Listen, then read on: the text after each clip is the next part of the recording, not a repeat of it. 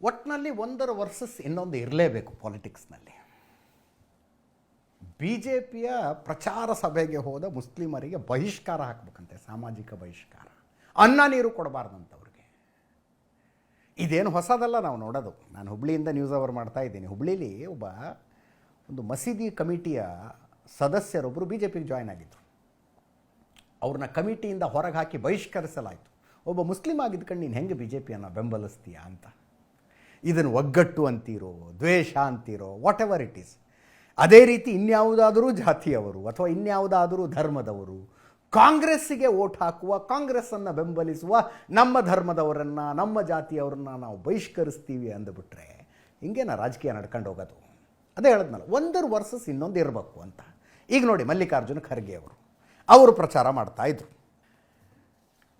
ಅವರ ಕ್ಯಾಂಡಿಡೇಟ್ ಹೆಸರು ಶಿವಕುಮಾರ್ ದಹೇರಿಯಾ ಅಂತಿತ್ತು. ಶಿವಕುಮಾರ್ ದಹೇರಿಯಾ ಛತ್ತೀಸ್ಗಢದಲ್ಲಿ ಪ್ರಚಾರ ಮಾಡ್ತಿರುವಾಗ, ಛತ್ತೀಸ್ಗಢದ ಜಂಜ್ಗೀರ್ ಚಂಪಾದಲ್ಲಿ ಪ್ರಚಾರ ಮಾಡ್ತಿರುವಾಗ ಮಲ್ಲಿಕಾರ್ಜುನ್ ಖರ್ಗೆ ಅವ್ರ ಕ್ಯಾಂಡಿಡೇಟ್ ಹೆಸರು ಏನು ಅಂತ ಕೇಳ್ತಾರೆ. ಅಲ್ಲಿದ್ದವ್ರು ಹೇಳ್ತಾರೆ ಶಿವಕುಮಾರ್ ದಹೇರಿಯಾ. ಓ, ಕರೆಕ್ಟ್ ಆಗಿದೆ, ಇವರು ರಾಮನ ವಿರುದ್ಧ ಹೋರಾಡಬಲ್ಲರು ಅಂತಾರೆ. ಇವರು ರಾಮನ ವಿರುದ್ಧ ಹೋರಾಡಬಲ್ಲರು, ಯಾಕಂದರೆ ಇವರು ಶಿವ. ನಾನು ಮಲ್ಲಿಕಾರ್ಜುನ ಅಂದ್ರೂ ಶಿವನೇ. ಅಷ್ಟಲಿಂಗಗಳ ಪೈಕಿ ಮಲ್ಲಿಕಾರ್ಜುನನ ಹೆಸರಿನಲ್ಲಿ ಒಂದು ಲಿಂಗ ಇದೆ ಅಂತ. ಕೇಳಿಸ್ಕೊಳ್ಳಿ ಒಂದ್ಸಲ. हमारे यहाँ के जो कैंडिडेट है, क्या शिव कुमार दहरिया, देखो इनका भी नाम शिव कुमार।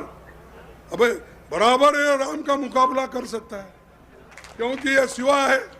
मेरा भी मल्लिकार्जुन बोले तो मैं भी शिवा हूँ।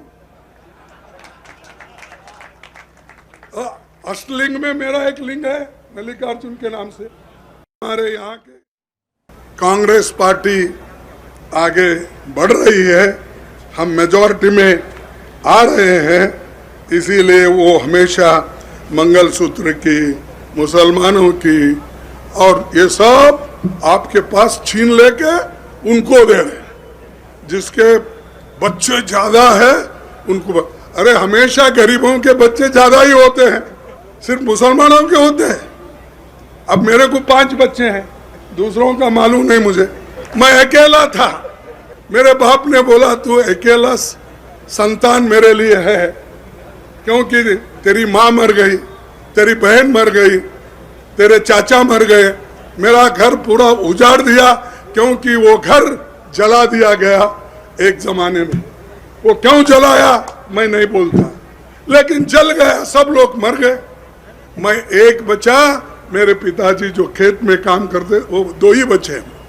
तो इसलिए मेरे पिताजी हमेशा बोलते थे बेटा तू एक ही है मेरे लिए संतान, अगर ऑपरेशन गलती से कर लिया मैं मर जाता हूँ, बोले मेरा संतान ही खत्म होता। मैं जी रहा हूँ तुम्हारा संतान देखने के लिए। तो गरीबों के पास तो संतान होते ना, पैसे नहीं होते हैं, लेकिन तुम मुसलमानों का नाम ही क्यों लेते हो? ಮುಸಲ್ಮಾನ್ अपने जगह पे है। ಅದೇ ಹೇಳದ್ನಲ್ಲ, ಒಟ್ಟು ಒಂದರ ವಿರುದ್ಧ ಇನ್ನೊಂದು ಇರಬೇಕು. ಈ ಶಿವ ನಿಮ್ಮ ಹೆಸರು, ನೀವು ರಾಮನ ವಿರುದ್ಧ ಹೋರಾಡಬಲ್ರಿ ಅಂದ್ರೆ ಏನರ್ಥ ಅದು? ಶಿವ ವರ್ಸಸ್ ರಾಮ. ಶಿವ ವರ್ಸಸ್ ರಾಮ ಅಲ್ಲ, ಇದು ಬೇಸಿಕಲಿ ಶಿವ ವರ್ಸಸ್ ವಿಷ್ಣು ಅಂತ. ವಿಷ್ಣು ಆರ್ಯರ ದೇವರು, ಶಿವ ದ್ರಾವಿಡರ ದೇವರು ಅಂತ. ಆರ್ಯ ವರ್ಸಸ್ ದ್ರಾವಿಡ ಬೈಫರ್ಕೇಶನ್ನು ಇದರಲ್ಲೇ ಬರುತ್ತೆ. ಉತ್ತರ ವರ್ಸಸ್ ದಕ್ಷಿಣ ಬೈಫರ್ಕೇಶನ್ನು ಇದರಲ್ಲೇ ಬರುತ್ತೆ. ಇದೆಲ್ಲಿ ಲೆಕ್ಕಾಚಾರನೂ ಗೊತ್ತಿಲ್ಲ ನನಗೆ. ಶಿವನ ಭಕ್ತರ ಪೈಕಿ ಕಟ್ಟರ್ ಭಕ್ತ ಅಂತ ಅನ್ನಿಸಿಕೊಂಡಿದ್ದು ರಾವಣ ರಚಿಸಿರುವ ಶಿವತಾಂಡವ ಸ್ತೋತ್ರ ಪಠಿಸಿದರೆ ಅದು ಶಿವನಿಗೆ ಅತ್ಯುತ್ತಮವಾದ ಅರ್ಪಣೆ ಅಂತ. ಹಾಗೆ ರಾಮ ಕೂಡ ಶಿವಭಕ್ತನೇ. ರಾವಣನ ವಧೆ ಮಾಡಿದಾಗ ರಾಮ ಬ್ರಹ್ಮಹತ್ಯೆಯ ದೋಷ ಬಂತು ಅಂತ ಶಿವಲಿಂಗವನ್ನು ಸ್ಥಾಪನೆ ಮಾಡಿ ಪೂಜೆ ಮಾಡ್ತಾನೆ ರಾಮ. ಶಿವನ ಆರಾಧನೆ ಮಾಡ್ತಾನೆ ರಾಮ. ಅದು ಎಲ್ಲಿಂದ ಬಂತದು? ವಿಷ್ಣುವಿನ ಅವತಾರ ರಾಮ ಆಗಿರೋದರಿಂದ ರಾಮ ವರ್ಸಸ್ ಶಿವ ತದ್ವಿರುದ್ಧನೇ ಆಗಿರಬೇಕು ಅಂತ. ಹಿಂಗೆ ನ್ಯೂಸ್ ಅವರ್ ಸ್ಪೆಷಲಲ್ಲಿ ಒಂದು ಪ್ರವೃತ್ತಿ ಬಂದು ಕೂತ್ಕೊಂಡಿತ್ತು. ಅದು ಹಿಂಗೆ ವಾದ ಮಾಡ್ತಿತ್ತು ನನ್ನ ಮುಂದೆ. ವಿಷ್ಣು ಆರ್ಯರ ದೇವರು, ಶಿವ ದ್ರಾವಿಡರ ದೇವರು ಅಂತ. ನಾ ಕೇಳಿದೆ ಹನುಮಂತ ಯಾರು ಅಂತ. ಅದನ್ನು ನಿರ್ಧಾರ ಮಾಡೋದಕ್ಕೊಂದು ಸಮಿತಿ ರಚನೆ ಆಗಬೇಕು ಅಂತ ಹೇಳಿತ್ತು ಆ ಪ್ರವೃತ್ತಿ. ಹಿಂಗಿದೆ ಕಥೆ. ಒಂದರ ವಿರುದ್ಧ ಒಂದು, ಒಬ್ಬರ ವಿರುದ್ಧ ಇನ್ನೊಬ್ಬರು, ಹೀಗೆ ನಡ್ಕೊಂಡು ಹೋಗ್ಬೇಕು ಚುನಾವಣೆ.